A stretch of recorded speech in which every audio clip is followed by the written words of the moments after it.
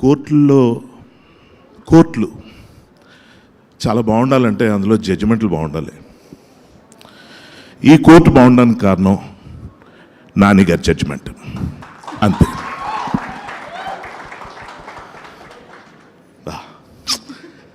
ఈ దాము పాత్రలో ఈ హర్ష చేసిన అభినయం మీకు కనుక హర్షించదగిన విధంగా ఉంటే ఒకసారి మళ్ళీ ఆ హర్షధ్వానాలు.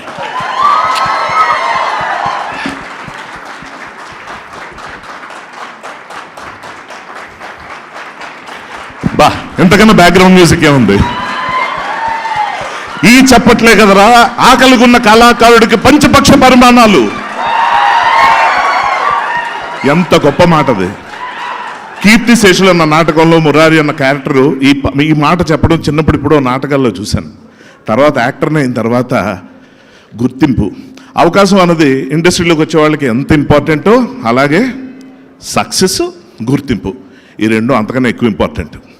సో ఫస్ట్ థింగ్, ఒకసారి స్టేజ్ మీదకి ఒక సినిమా ఆడియో ఫంక్షన్ సందర్భంగా ఓ ప్రీ రిలీజ్ ఈవెంట్, అప్పుడు ఆడియో రిలీజ్ ఉండేది. సో ఆడియో రిలీజ్ ఈవెంట్కి నేను వెళ్ళాను, దానికి రైటర్ని. సో అక్కడ కూర్చున్నాను దూరంగా. ముందు రోజుల్లో ఎప్పుడు కూర్చోను అంటే అది ఇంకోలా కాదు, టీంతో ఉంటే బాగుంటుంది కదా. అరవచ్చు అదే ఏదో సౌండ్ చేశారు, ఏంటి అది, ఎలా అది? ఇంకా మీరు ఎవరు ఆ సినిమా చూడలేదు, మన సినిమా అని అర్థమైంది. ఒకసారి చూడండి. హీరో చెల్లి వచ్చి స్పీచ్ ఇచ్చినప్పుడు కూడా అరుస్తున్నారు, జాగ్రత్త, అది కూడా అట్రాక్ట్ చేస్తుందో తెలియదు. అదే ఆ సౌండే నెక్స్ట్ ఆడియో ఫంక్షన్లో కట్. ఫోన్ బయట తీయడానికి కారణం ఉంది. సరే, సో ఆ ఫంక్షన్కి వెళ్ళినప్పుడు ఏమైందంటే, నన్ను హీరో పేరు కూడా చెప్పేస్తా, తప్పేం లేదు, నితిన్.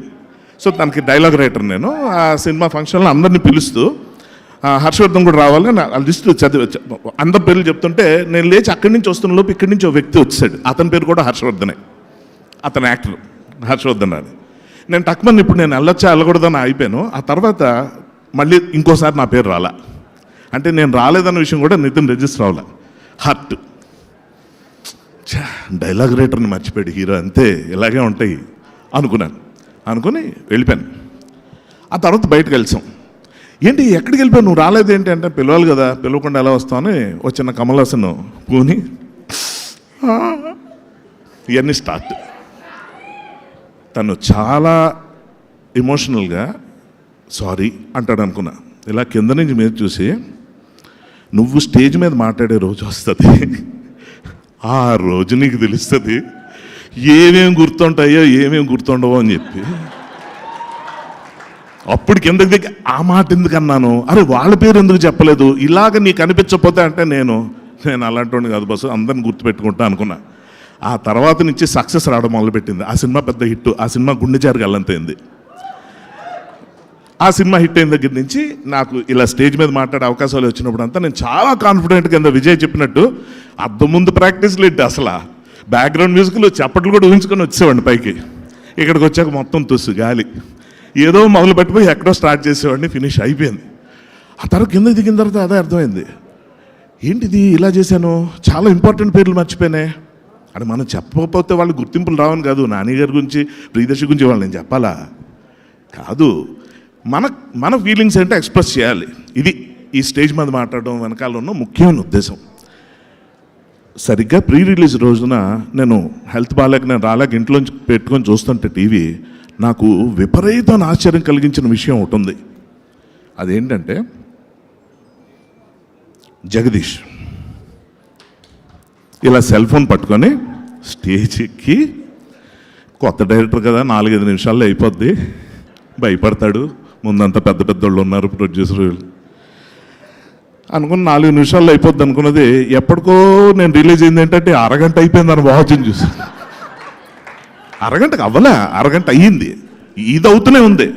పేరున చదివితే నేను అనుకున్నాను వాళ్ళు ఎవరో మేము కూడా మాట్లాడుతా ఉన్నా ఈ డైరెక్షన్ డిపార్ట్మెంట్ అందరూ అన్నారేమో అంటే, వాళ్ళు ఎక్కడికి వచ్చి అందరూ కమల్ హాసన్లే, ఎవరికి మాటలు రావట్లా.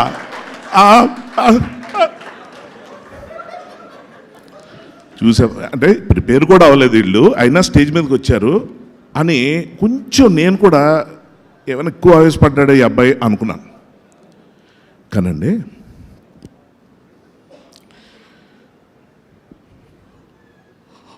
మూల స్తంభాలు అంటాం, మూల పురుషులు అంటాం, మూల కారకులు అంటాం.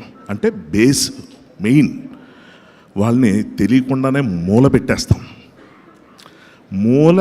మూల కళాకారులంతా మూల కారకులంతా మూల కళాకారులు అయిపోయి ఆ కింద ఫౌండేషన్కి అందులో ఎప్పటికి ఉండిపోతారు, వాళ్ళు బయటికి రారు, వాళ్ళకి ఏ రికగ్నిషన్ ఉండదు. నేను పలానా ఫంక్షన్లో నితిన్ నా పేరు చెప్పలేదని చాలా హర్ట్ అయిపోయి నేను వెళ్ళిపోతే నేను ఒక యాక్టర్ని, ఎక్కడికి వెళ్ళినా నన్ను గుర్తుపడతారు. ఇవాళ మీడియా వాళ్ళు డైరెక్టర్లు గుర్తుపడుతున్నారు, కానీ మిగిలిన వాళ్ళు ఎవరు గుర్తుపడుతున్నారు? మ్యూజిక్ డైరెక్టర్లు ఎంతమంది తెలుసు? విజయన్ బయట చూస్తే ఎంతమంది గుర్తుపడతారు? మాట వరుస చెప్తున్నా. ఇలాంటి వాళ్ళని ఇటువంటి స్టేజ్ మీద పరిచయం చేస్తూ వాళ్ళకంటూ గుర్తింపు ఇవ్వడం అన్నది ఏదైతే ఉందో, ఇంతకన్నా గొప్ప సంస్కారం ఎక్కడుంటుంది? ఒక ఇండస్ట్రీలో ఉన్న మిగిలిన డైరెక్టర్లు లేకపోతే ప్రొడ్యూసర్, ముఖ్యంగా వాళ్ళిద్దరిది బాధ్యత కాబట్టి చెప్తున్నానండి. వాళ్ళు ఎందుకు చేయలేదు అని మాట్లాడడం ఇక్కడ అప్రస్తుతం, కొంచెం అనారోగ్యకరం కాబట్టి అది నేను చెప్పట్లేదు. కానీ కొత్త డైరెక్టర్ అనుకున్న ఈ పిల్లాడికి ఈ సంస్కారం ఎలా వచ్చింది, అది క్వశ్చన్ ఇక్కడ. నిజంగా చాలా ఆశ్చర్యపోయాను, ఎందుకంటే నాకు చాలా ఇష్టమైన డైరెక్టర్. నాకేంటి, నాన్నగారికి ఇంకా ఇష్టమైన డైరెక్టర్, వరుసగా అవకాశాలు ఇచ్చారు. వివేకాత్రేయ అంటే సుందరానికిలో సినిమా, ఆ సినిమాలో హీరోయిన్తో ఒక డైలాగ్ చెప్పిస్తాడండి, మా అద్భుతం. అప్పటిదాకా ఇప్పుడు నేనైతే ఎక్కడ వినలా. అదేంటంటే, అమ్మాయి బాధపడుతూ, నాన్న నేను ఒక ఈవెంట్లో పార్టిసిపేట్ చేశాను, అందులో మెయిన్ ఒక 4 పేర్లు చెప్పి నా పేరు చెప్పలేదు, నా పేరు చెప్పకుండా తదితరులు అన్నారు. తదితరులు ఏంటి నాన్న? And others. అలాగే డైరెక్షన్ డిపార్ట్మెంట్ ఎన్ టైటిల్స్ వచ్చేటప్పుడు ఆ స్క్రోలింగ్ సర్రని వెళ్ళిపోతుంటే వాడి పేరు వాడే చదువుకోలేడు అందులో. అటువంటి గుర్తింపుకు నోచుకొని వాళ్ళందరూ పడే వేదన ఆ వివేకాత్రేయ చెప్పే డైలాగ్లో, తదితరులు అన్న దాంట్లో నిజంగా ఎంత పెయిన్ ఉంటుందో. మనం సాధారణంగా సినిమా ఇండస్ట్రీ అంటే మనం ఏమనుకుంటాం అంటే వన్ ఛాన్స్, ఒక్క అవకాశం అనుకుంటాం. ఒక్క అవకాశం ఎవరికొకరికి ఎప్పుడోసారి వచ్చేస్తుంది. అవకాశం రావడం ప్రాబ్లం కాకపోవచ్చు, అంటే వచ్చే వాళ్ళ సంగతి చెప్తున్నా. అవి వచ్చిన వాళ్ళు గుర్తింపు ఎక్కడి నుంచి వస్తుంది, సక్సెస్ ఎక్కడి నుంచి వస్తుంది? ఇవన్నీ వచ్చిన తర్వాత గుర్తింపు లేకపోతే, నా వరకు నాకు ఎంతో అమృతం అన్న సీరియల్లో విపరీతమైన పాపులర్ అయిపోయి నాకు 10 జీవితాలు ఆ అరుపుల దగ్గర నేను ఆపేస్తానే, అవి నాకు ఇష్టం. అయితే అంత గుర్తింపు తెచ్చుకున్న నాకే ఎప్పుడో కోరుకుండిపోయేది ఏంటంటే, ఈ సినిమా సంస్థ వాల్ పోస్టర్లో నేను ఎప్పుడు కనబడినే. నేను చేసిన రోజు మంచివే, నాకు చాలా మంచి పేరు తీసుకొచ్చే, నేను వాళ్ళు చాలా హ్యాపీగా ఉన్నాను కాదంటలే. కానీ పోస్టర్లు కనిపించేవి చాలా తక్కువ. నాకు ఎప్పుడే ఇక్కడెక్కడో అదిగో అక్కడికి వెళ్ళి అలా కాసేపు చూసుకోవాలనిపిస్తుంది. పోస్టర్ మీద కనిపించి ఆ ఆనందం ఎంత బాగుంటుందో ఊళ్ళో చూసుకుంటూ అలా నా ఫ్రెండ్స్కి చెప్తూ. నేను అంటుంది ఏంటంటే, ఈ సక్సెస్ మీట్లో సినిమా స్టార్ట్ అవుతున్నప్పుడు ఇందాక సార్ సుబ్బలక్ష్మి సుధాకర్ గారు నానిగారి గురించి చెప్తా అన్నమాట ఏంటంటే, ఆయన సినిమా స్టార్ట్ చేసేటప్పుడు ప్రేక్షకుడిలాగా ఆలోచిస్తున్నారు. అది ఎంత అద్భుతం అంటే సార్, నిజంగా నానిగారి గురించి మాట్లాడాలని నాకు ఉంది, వస్తా. అసలు ఎలా అంటే, ఫస్ట్ పాయింట్, సినిమా స్టార్ట్ అయినప్పుడు ఆ ప్రాసెస్లో ఉన్నప్పుడు ఆలోచించాల్సింది, మనసులో పెట్టుకోవాల్సింది ఆడియన్స్ గురించే. వాళ్ళకి నచ్చుతుందా, ఆస్వాదిస్తారా, జీర్ణించుకుంటారా, నచ్చుతుంది. ఇది సినిమా అయిపోయిన తర్వాత ప్రేక్షకుల్లోకి వెళ్ళక ముందు మధ్యలో ఉన్న వారధి అస్సలు చాలా ఇంపార్టెంట్ అయినది.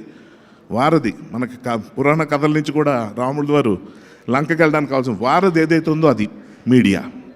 ఈ మీడియాని జాగ్రత్తగా వాళ్ళ గైడెన్స్తో మనం ప్రేక్షకుల దగ్గరికి ఎలా వెళ్తాం, ఆ పబ్లిసిటీ ఎలా చేస్తాం అన్నది సెకండ్ థాట్. అయితే ప్రేక్షకులకు వెళ్ళిన తర్వాత, సినిమా హిట్ అయిన తర్వాత ఖచ్చితంగా గుర్తుంచుకోవాల్సింది, మనసులో పెట్టుకోవాల్సింది, గుర్తు చేసుకోవాల్సింది, అభినందించుకోవాల్సింది ఆ సినిమా కార్మికులు, ఆ సినిమా నటులు, ఆ సినిమా టీం మొత్తం. వీళ్ళకి ఈ సందర్భంగా రావాల్సిన గౌరవం వస్తుందన్న విషయం నాకు ఇప్పుడు అర్థమైంది. పేరున ఇప్పుడు నేను వాళ్ళందరినీ చెప్పక్కర్లేదు, ఎందుకంటే దర్శకులు ఎప్పుడు చేశారు. ఇవాళ మా దీప్తి గారు మేడం, అసలు నిజంగా కొత్త ప్రొడ్యూసర్లు ఇంత హుషారుగా నవ్వుతూ మాట్లాడడం మనం ఎక్కడైనా చూస్తామా? అది సక్సెస్కున్న పవర్. అలాగే ఇందులో నటించిన చాలామంది యాక్టర్స్లో ఒక యాక్టర్గా నేను ఫీల్ అయ్యేది ఏంటంటే, ఇప్పుడు మనకి మంచి screen time, full length character పడడం, ఆ పడిన క్యారెక్టర్లో మంచి డైలాగ్స్ ఉంటాం, అందులో పంచెస్ ఉంటాం, అది ఆడియన్స్ని ఎంటర్టైన్ చేయటం అనేది ఎంత ఇంపార్టెంటో, అంటే మన మెటల్ ప్రూవ్ చేసుకోవడానికి ఎంత ఇంపార్టెంటో, అలాగే అంత స్క్రీన్ టైం లేకపోయినా, డైలాగ్స్ పెద్దగా లేకపోయినా ఆ పక్కనే నిల్చొని ఈక్వల్గా ఆ సీన్ని పండించడానికి వాళ్ళ సైలెన్స్ని ఉపయోగించడం అన్నది ఎంత ముఖ్యమైన విషయం, అది అందరికీ అర్థం కాదండి. ఇది నిజంగా ఒక ఆర్టిస్ట్కే అర్థమవుతుంది, కొంచెం ఆలోచిస్తే ప్రేక్షకులు కూడా అర్థమవుతుంది. ఈ సందర్భంగా ఈ సినిమాలోనే కాదు, ఏ సినిమాలోనే ఇప్పుడు సుధాకర్ గారిని పెట్టుకున్నప్పుడు నేను అనుకున్నా, ఇదేంటి చాలా సైలెంట్గా సినిమా అంతా ఏం మాట్లాడలేదు ఈయన, దీనికోసం పెట్టుకున్నారా ఏంటిది అనుకున్న టైంలో పదండి బయటకు వెళ్దాం అంటాడు మంగపతి. ఆ వాయిస్లో మనకు లేదు, ఊరికి ఇమిటేట్ చేస్తాం. పదండి బయటకు వెళ్దాం అంటే ఈయన ఇలా అటేటో అదే కండువా లేదంటారా అంటే ఆ కండువా అన్నది వినగానే అది ఆయన కాకుండా ఇంకెవరు చెప్పినా ఎఫెక్ట్ రాదు, అంత బాగా చెప్పారు ఆయన. సో పాయింట్ ఏంటంటే ఎలాగైతే మనకి డెఫినెట్గా ఆ ఇంపాక్ట్ క్రియేట్ చేయడానికి అవసరం అవుతుందో, ఇందా విజయ్ కూడా అదే చెప్తున్నా. తను ఇప్పుడు ఫేమస్ సాంగ్ ఇప్పుడు అంతా రీల్స్లో అట్లా పాపులర్ అయింది, అది 6/8 రిథంలో ఉంటే దాన్ని 7/8లో మార్చి బ్యాక్గ్రౌండ్ స్కోర్ చేశాడు, which is a wonderful experiment. ఇది కాన్షియస్గా అందరికీ తెలియదు, సబ్ కాన్షియస్గా బ్యాక్గ్రౌండ్ స్కోర్ నచ్చడానికి గల కారణం ఇది. ఇప్పుడు నేను ఇవన్నీ చెప్తే నువ్వు ఎంచుకొని రాగం అంటే ఎంచుకొని తగ్గిటి అలా ఉంటుంది, ఎక్కువ థియరీ అయిపోతుందని చెప్తున్నా. But the fact is that ఈ రికగ్నిషను రాదు, ఇలా చెప్పలేరు, ఇలా బయటికి రాదు. సో అటువంటి వాళ్ళ పరిస్థితి ఏంటని ఆలోచిస్తున్నప్పుడు ఈ సభలో నాకు ముఖ్యంగా కనిపించింది ఏంటంటే, చాలా హెల్దీగా కనిపించింది ఏంటంటే, చాలా స్పష్టంగా అందరికీ క్రెడిట్స్ ఇచ్చుకుంటున్నారు. ప్రొడ్యూసర్ గారు లేచి వచ్చి ఇక్కడ గురించి డ్యాన్స్ వేస్తున్నారు. ఇది చాలా రేర్. ఎందుకంటే జాబిలి వెన్నెల ఈ రెండు జగదీష్కి సంబంధించి డైరెక్టర్ సంబంధించిన షేడ్స్ అనుకుంటే, అంటే చందమామ నుంచి వస్తున్న వెలుగు అనుకుంటే, ఆ చందమామకు వెలుగిచ్చిన సూర్యుడు నాని గారు. నిజంగా మన మెంటాలిటీ ఎలా ఉంటుందంటే అండి, ఒక పెద్ద ప్రమాదానికి గురైనప్పుడు గుండె ఆగిపోతుంది, అమ్మో ఏంటిది అని ఫట్ మన ముందు నుంచి లారీ ఏదో ఫాస్ట్గా వెళ్ళిపోయి మనం సడన్ బ్రేక్ కొట్టి అరే కొంచెం మనం రెగ్యులర్ స్పీడ్లో వెళ్తే అయిపోవాళ్ళం అనుకున్న టైంలో ఒక్కసారి అలా ఉండిపోయి తర్వాత దాన్ని జోకులేస్తాం. అది నేను చెప్పొచ్చు పాయింట్, అంటే అది హ్యూమన్ మెంటాలిటీ, జోకులేస్తాం. అలాగే నాని గారు మొన్న ఇచ్చిన స్టేట్మెంట్కి వాళ్ళందరూ నవ్వుకుంటున్నాం, కానీ ఎంత పెద్ద సూసైడల్ పాయింట్ అండి అది. పాపా ఆనెస్ట్గా చెప్తున్నాను, దాన్ని ఈజీగా తీసిపారేసి నాన్నగారు జడ్జ్మెంట్ వాట్ ఎవర్ అవన్నీ నిజమే కావచ్చు, కానీ తన సినిమాని ప్రమోట్ చేసుకోవడానికి పారాషూట్ లేకుండా దూకేసి ఏదో నన్ను కాపాడుతుందిలే అనుకోవటం అన్నది ఏదైతే ఉందో, అది కేవలం లక్ ఫ్యాక్టర్ కొంత ఉన్నా కూడా ఈ పర్టికులర్ ఇన్సిడెంట్లో మాత్రం అతని కాన్ఫిడెన్స్, అది he's been proving it with every film. I seen him growing. నా ఫస్ట్ ఫిల్మ్ నుంచి నాని నాకు తెలుసు కాబట్టి చెప్తున్నాను. అతని గ్రోత్ చూస్తున్న కొద్దీ వాళ్ళు ఎలా అయిపోయిందంటే, ఆయన ఒక స్టార్ అయ్యారు అనుకుంటున్నాం, he's a star maker today. Wow court cinema గురించి నేను చెప్పట్లేదండి, కోర్టు సినిమా ఇంకెవరు చూడలేదు, మీ ఎవరు వెళ్తున్నారు చూడబోతున్నారు కాదంట్లే, కానీ ఆ సినిమాని ఇంపాసిబుల్, ఎంతో టేస్ట్, ఎంతో అవగాహన, ఎంతో అభిరుచి, ఎంతో గట్స్ ఉంటే తప్ప అలాంటి సినిమా ఎవరు తెలియరు. అందుకు ఆయన అంటే నాకు ఇష్టం, అందుకు ఆయన అంటే రెస్పెక్ట్. వండర్ఫుల్. అలాగే ఇందాక నేను చెప్తున్న పాయింట్ ప్రకారం డైలాగులు ఉండి బాగా బ్రైట్గా లౌడర్గా కనిపించే క్యారెక్టర్స్కి ఎటు పేరు వచ్చేస్తాయి, కానీ సైలెంట్గా ఉండి అలా మన కిరణ్ అన్న ఒక యాక్టరు, ఇలాగ చాలామంది ఉన్నారు. అది ఇదిగో ఫోన్, అందుకే ఈ సంస్కారం నేర్పింది మా జగదీష్. ఇదేంటి ఓపెన్ అవ్వట్లేదు, ఎంత రాసుకున్న స్క్రిప్ట్ వేస్ట్ అయిపోయింది. దీపి గారు ఇందాక మైక్ పట్టుకుని నేను ఆ రోజు మాట్లాడలేకపోయినా ఈరోజు మాట్లాడతాను అన్నప్పుడు టక్మని నాకు ఒక ఐడియా వచ్చింది. ఈలోపు ఆయన మా లిరిక్ రైటర్ గారు పక్కన కూర్చొని, సార్ మీ స్పీచ్ కోసం ఎదురు చూస్తున్నాను సార్, ఎందుకు మీరు చాలా మంచి ఫిలాసఫీ, బాబాయ్ నేనే ప్రిపేర్ అవ్వలేదు, అప్పుడు తీసుకొని రాయడం మొదలుపెట్టా, ఏ పాయింట్ మిస్ అవ్వకూడదని చెప్పి. వాళ్ళు కొంచెం మాట్లాడతా, 40 minutes ముందు 20 minutes తక్కువే. సో అందరూ చుట్టూ తిరిగి నా మీద పడ్డారంటే, వాట్ యూ డన్ ఇస్ పర్ఫెక్ట్గా super excellent, there is no doubt about it. అంటే ఈ బిహేవియర్ అంతటి కారణం స్ఫూర్తి జగదీషే. సో వెరీ గుడ్, దాదాపు ఏం మిస్ అవ్వలేదు, అన్నీ చెప్పేశాను, బాగుంది, మెమరీ బాగానే ఉంది. Thank you very much, all the best, love you all, have a great time, cheers.